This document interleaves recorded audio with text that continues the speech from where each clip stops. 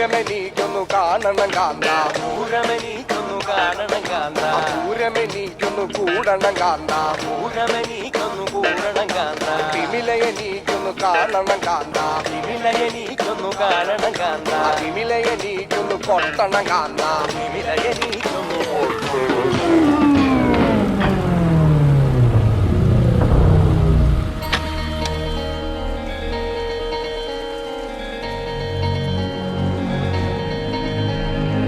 കാന്താ ഞാനും വരാം തൃശൂർ പൂരം കാണാൻ.